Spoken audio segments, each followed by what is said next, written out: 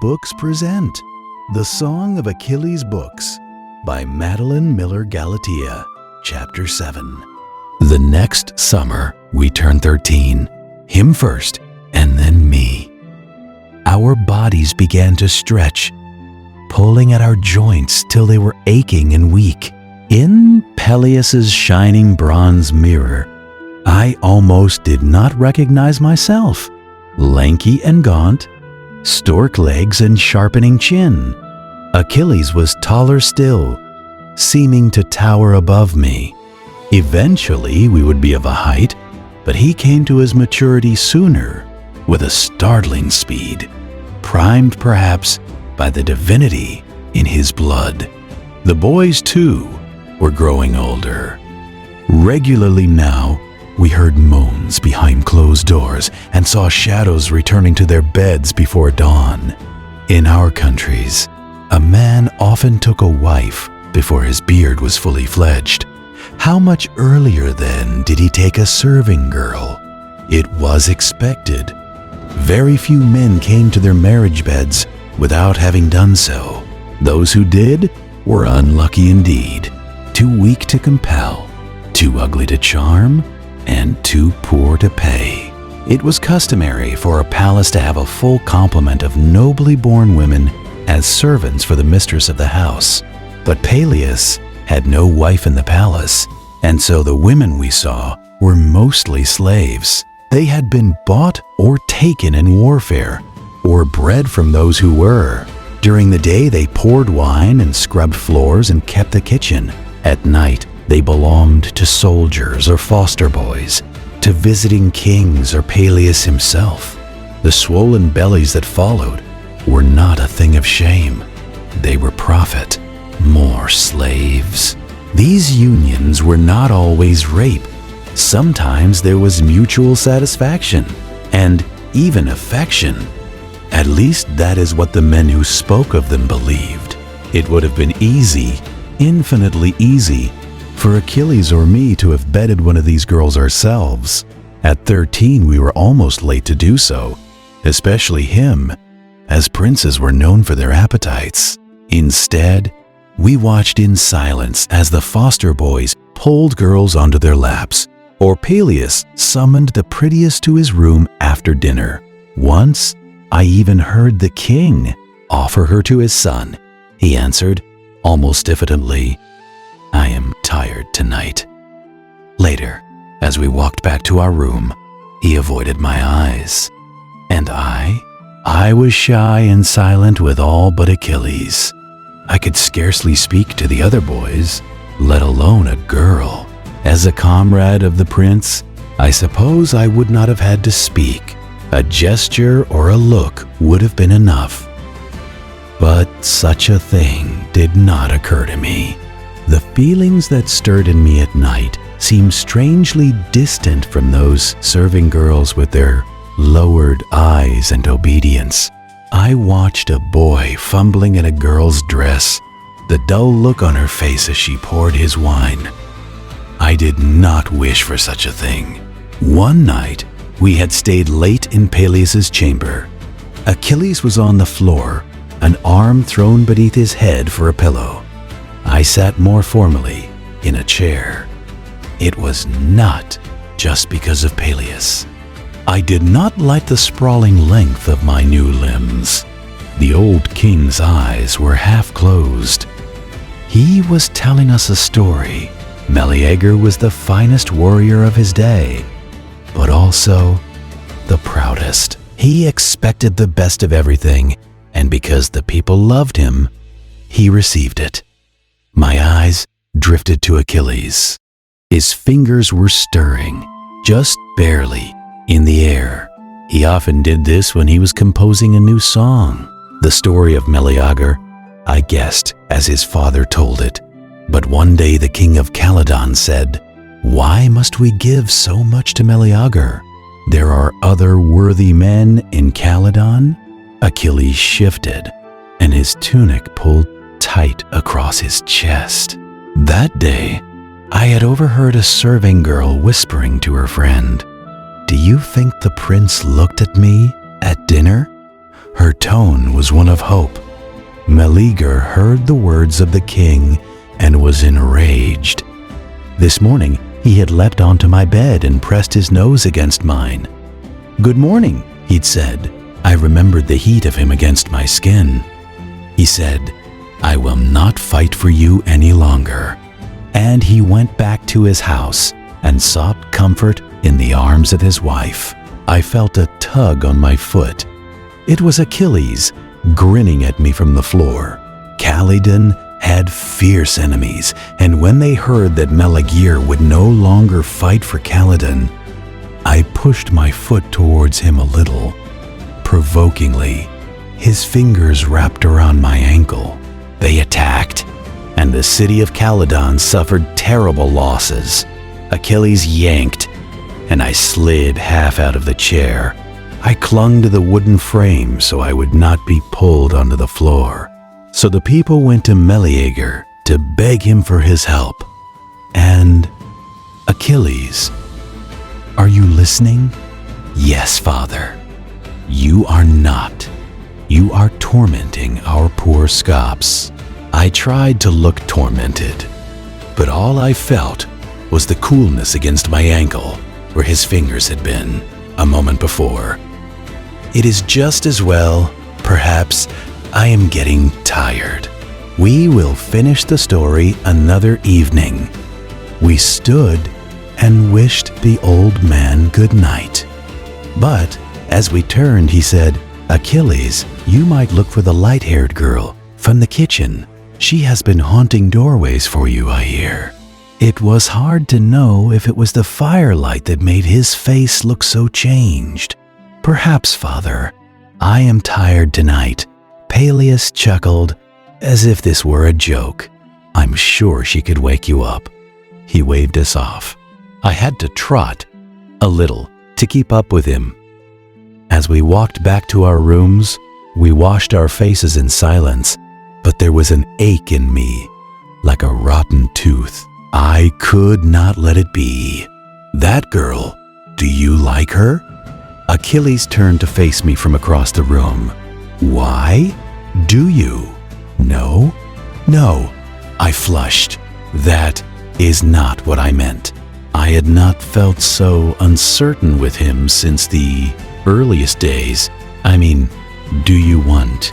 He ran at me, pushed me backwards onto my cot, leaned over me. "I'm sick of talking about her," he said. The heat rose up my neck, wrapped fingers over my face.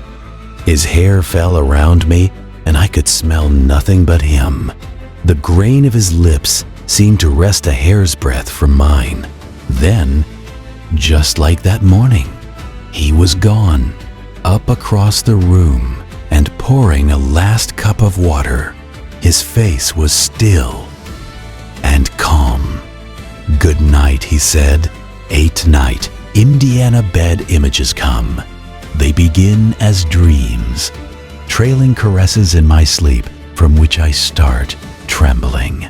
I lie awake, and still they come, the flicker of firelight on a neck, the curve of a hip bone, drawing downwards, hands, smooth and strong, reaching to touch me.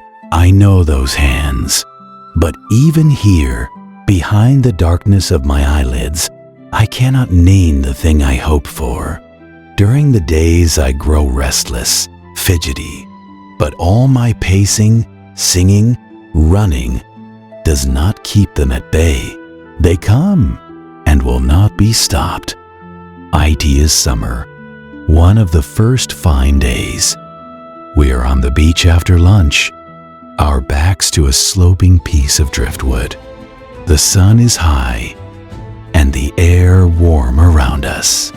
Beside me, Achilles shifts, and his foot falls open against mine. It is cool and chafed pink from the sand, soft from a winter indoors.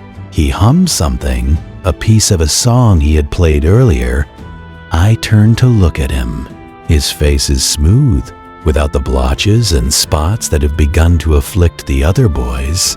His features are drawn with a firm hand. Nothing awry or sloppy, nothing too large, all precise, cut with the sharpest of knives, and yet the effect itself is not sharp. He turns and finds me looking at him. "What?" he says. "Nothing. The oils that he uses on his feet, pomegranate and sandalwood, the salt of clean sweat, the hyacinths we had walked through, their scent crushed against our ankles. Beneath it all is his own smell, the one I go to sleep with, the one I wake up to. I cannot describe it. It is sweet, but not just. It is strong, but not too strong. Something like almond, but that still is not right.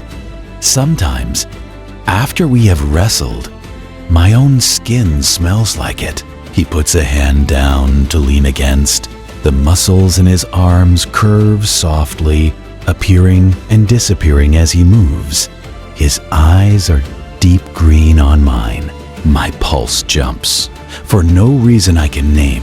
He has looked at me 1,000 times. But there is something different in this gaze, an intensity I do not know. My mouth is dry, and I can hear the sound of my throat as I swallow.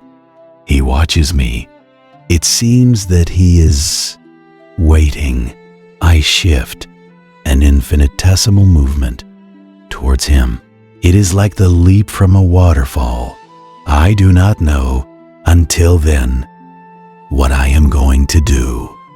I lean forward, and our lips land clumsily on each other. They are like the fat bodies of bees, soft and round and giddy with pollen. I can taste his mouth, hot and sweet with honey from dessert. My stomach trembles, and a warm drop of pleasure spreads beneath my skin. More. The strength of my desire, the speed with which it flowers, shocks me. I flinch and startle back from him. I have a moment, only a moment, to see his face framed in the afternoon light, his lips slightly parted, still half forming a kiss. His eyes are wide with surprise. I am horrified. What have I done? But I do not have time to apologize.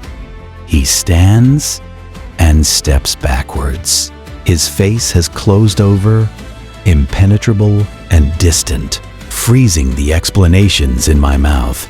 He turns and races, the fastest boy in the world, up the beach and away. My side is cold with his absence. My skin feels tight, and my face, I know, is red and raw as a burn. Dear gods, I think, let him not hate me. I should have known better than to call upon the gods.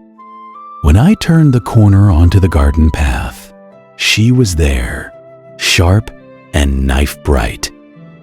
A blue dress clung to her skin as if damp. Her dark eyes held mine, and her fingers, chill and unearthly pale, reached for me. My feet knocked against each other as she lifted me from the earth. "I have seen," she hissed, the sound of waves breaking on stone. I could not speak. She held me by the throat. "He is leaving." Her eyes were black now, dark as sea-wet rocks, and as jagged. I should have sent him long ago. Do not try to follow. I could not breathe now, but I did not struggle. That much, at least, I knew. She seemed to pause, and I thought she might speak again. She did not, only opened her hand and released me, boneless, to the ground. A mother's wishes. In our countries, they were not worth much, but she was a goddess first and always. When I returned to the room, it was already dark. I found Achilles sitting on his bed, staring at his feet, his head lifted almost hopefully as I came to the doorway. I did not speak. His mother's black eyes still burned in front of me. and the sight of his heels flashing up the beach. Forgive me, it was a mistake. This is what I might have dared to say then, if it had not been for her. I came into the room, sat on my own bed. He shifted, his eyes flicking to mine. He did not resemble her, the way that children normally look like a parent. A tilt of chin, the shape of an eye. It was something in his movements, in his luminous skin. Son of a goddess. What had I thought would happen? Even from where I sat, I could smell the sea on him. "I'm supposed to leave tomorrow," he said. It was almost an accusation. "Oh," I said. My mouth felt swollen and numb, too thick to form words. "I'm going to be taught by Chiron." He paused, then added, "He taught Heracles and Perseus." "Not yet," he had said to me. But his mother had chosen differently. He stood and pulled off his tunic. It was hot, full summer, and we were accustomed to sleeping naked. The moon shone on his belly, smooth muscled, downed with light brown hairs that darkened as they ran below his waist. I averted my eyes. The next morning, at dawn, he rose and dressed. I was awake. I had not slept. I watched him through the fringes of my eyelids, feigning sleep. From time to time he glanced at me. In the dim half-light, his skin glowed gray and smooth as marble.